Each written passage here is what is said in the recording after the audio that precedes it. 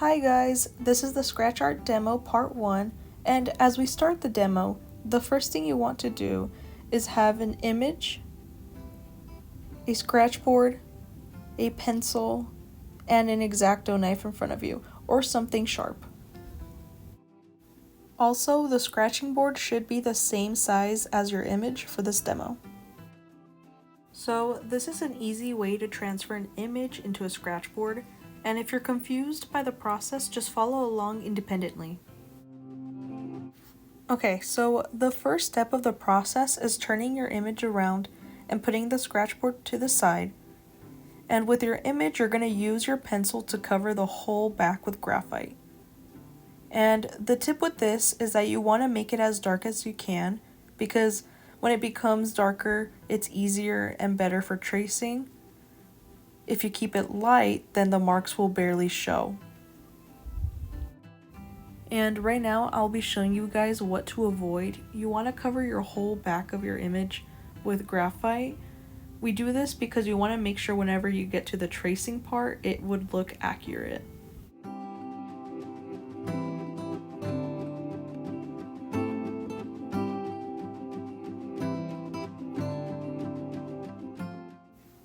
Okay, so this is what you guys should also have. Make sure everything is covered with graphite, and then on the other side of your page should be your image.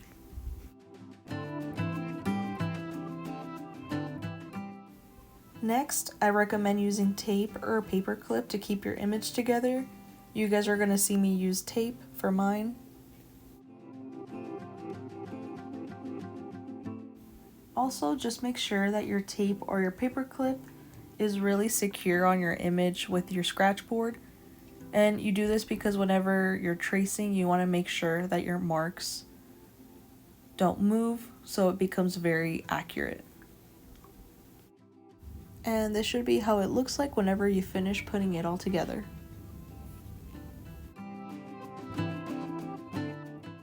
And now we're going to get to tracing, and you guys are going to see me use a color pencil to trace, just for you guys to be able to see my marks, but you guys are going to be using a pencil. So the key of scratch art is that you're going to be working backwards, and that just means that you're going to have to get used to leaving areas alone whenever you see black in your image. And you're going to have to keep reminding yourself that you will not be touching those areas. Also, something that I recommend when working with scratch art is to trace as much as possible in this stage, because it becomes easier with the details whenever you scratch it with the X-Acto.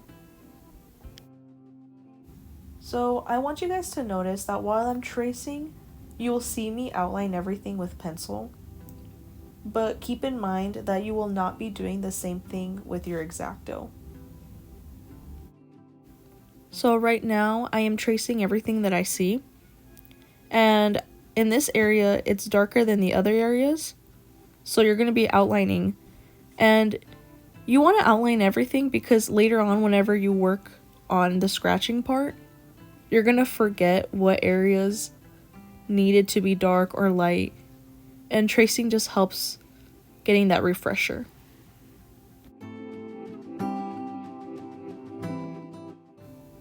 And eventually your tracing, whenever you get to see your board, will look like a topographical map. So another thing that I've noticed is that students get overwhelmed or frustrated with the top of the head of the owl, but that is only because they're looking at it as a whole. They're not really zooming in and looking at all the details. And then as you see right now, you guys need to circle every little spot that you notice, instead of just ignoring that area. Because there are a lot of repetitive marks and scratches that you are going to be making whenever you get to the X-Acto part. You guys are going to see me cover that white glare in the eye completely with pencil, and that's just my reminder in the future that whenever I get to the X-Acto part, that I'm able to just scratch that off because it's completely white.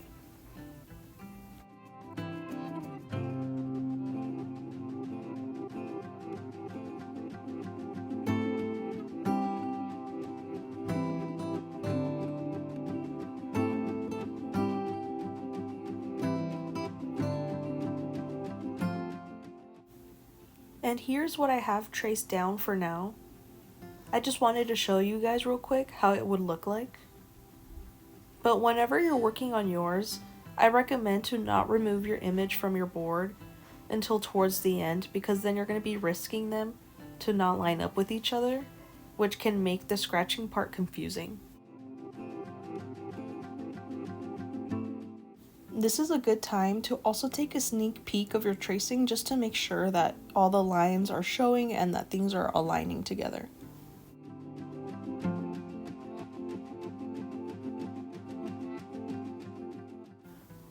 You don't want to press too hard with your pencil while tracing because you don't want to risk denting your board.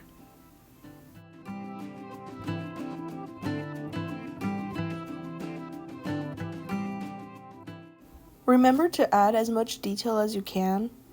This will all be helpful whenever you get to scratching.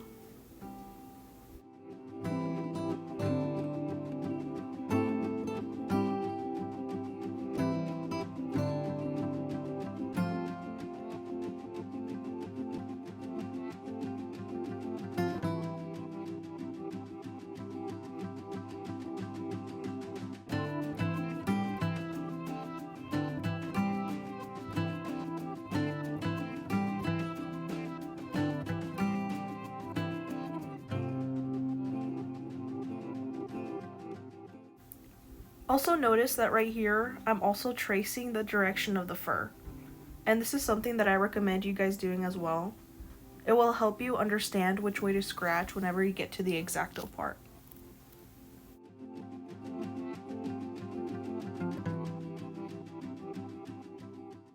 So some students will have more tracing than others, and it just all depends on your preference of how much visual aid you would like. But I will say it is more easier to have more than less. But if you are more comfortable having less and you want to try different techniques or you have your own style, you are more than welcome to. Okay, so now moving over here. And you guys are going to see me mark down the most noticeable marks first. Usually means that they're darker and bigger.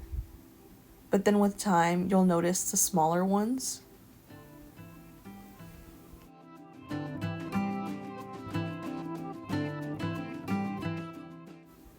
So this is a good point of the tracing.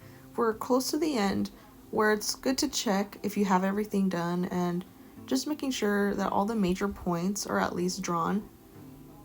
You want to check for the eyes, the nose, the ears, the outline of the whole body, because sometimes you get so focused on the details that you end up missing a big part of your tracing.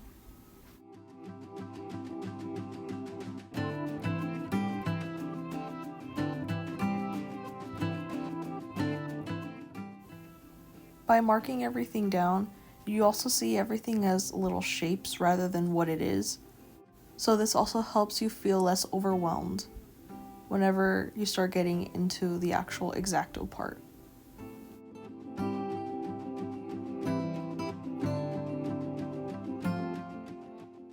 So I ended up messing up right here. I ended up making the circle a little too big, and it's totally fine if you end up messing up during the tracing process.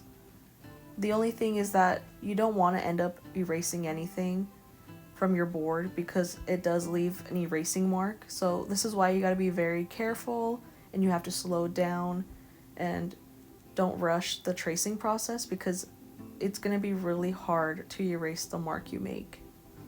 So when it comes to this demo, the only thing that you really have to be careful with when tracing are the eyes of the owls because they are so perfectly round. But when it comes to fur or feathers, it's never perfect. So if you happen to make a mistake during these spots, it's perfectly fine because no one will ever notice.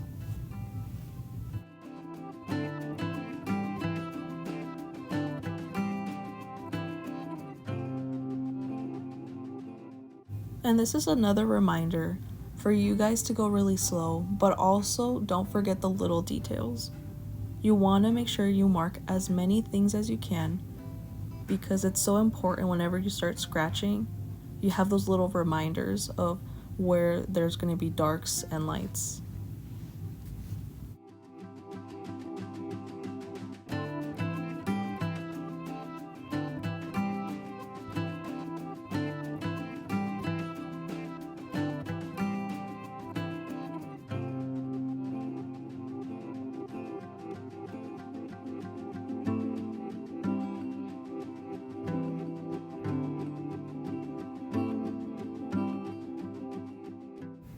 And this is how your board should somewhat look like whenever you're done tracing. And now you're ready to scratch.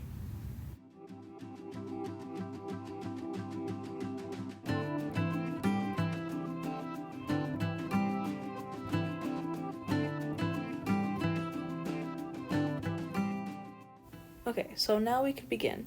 So you can take apart your image from your scratch board, and this is a reminder that you're going to keep your image in front of you at all times whenever you're scratching. And this is how your board should look like.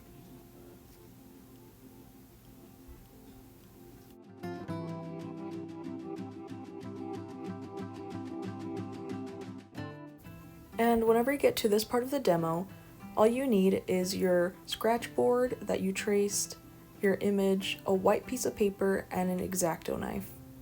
And you need the white piece of paper because our hands have natural oils that can easily transfer on the board, and you just want to make sure you don't get those oils on the board. So the paper helps with having your hand to rest on top of it while you work. And whenever you take out your X-Acto knife, make sure that the blade is really tight on there. You don't want it to be loose while you're working. And this is how to make sure it's tight. So right now I'm thinking of the best place to start. And this part always seems to be the most stressful for students, just because it's the first mark of the scratching board. And this place is where I'm probably going to start, and that's because it's one of the lightest parts. You always want to start at a really light part where if you accidentally scratch too much, it's not a big deal. I also want you guys to be very mindful of the way that you're holding your X-Acto. Keep in mind that different angles of the blade can make it more thicker or thinner. So as we start, there's that black area that's under the eye. We gotta make sure that we do not touch that area. And right now, I am not outlining any shapes. I am just making the same movement and lines as the feathers. So you never want to start on the eye because that's something that you want to save for the end, or at least towards the end. That is something that is very detailed and it can be a little stressful to work on at first. So you always want to give that time and have a little bit more practice with the medium before you get there. While I'm working, I'm picking up the X-Acto every time I make a line. This is something that you don't want to be going back and forth with. You want to be getting in the habit of picking it up.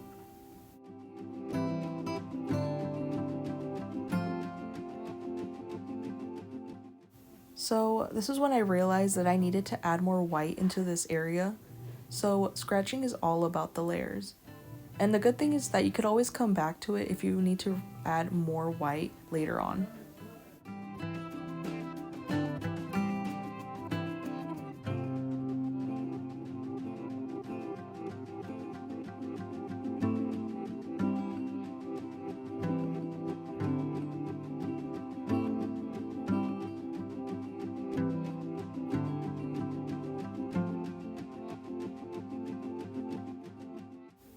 So I'm noticing this area that's really dark and shiny, and this is what I mean from the oils of your hands. You guys have to be really careful where you put your hands on this board. If you need to put more than one paper, I recommend to do so, because once the oil is on there, you cannot take it off.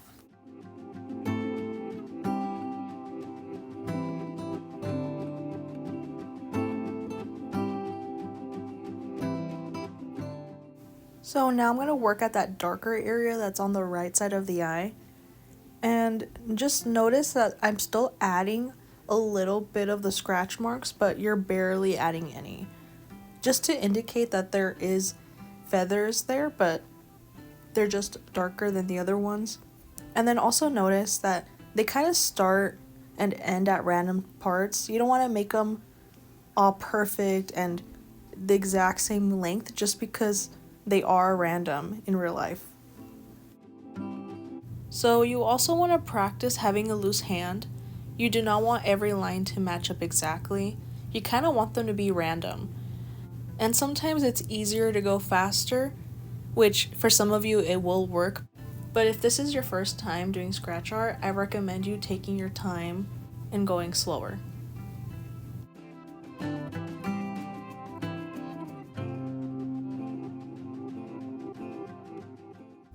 So my biggest tip whenever you're working with feathers or with fur is to follow the same movement and flow that it does in the picture. Like if you happen to mess up and you happen to go too light or you accidentally leave it too dark, as long as it follows the same movement, people are not going to notice.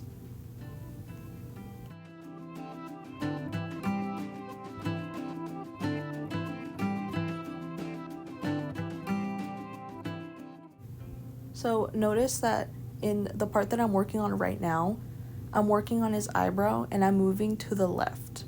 So I'm not going that vertical line that I was doing earlier. I'm following the movement that is like in the picture. Because the movement that it's on his forehead is more vertical. But the one on his eyebrow, it's slanted to the side.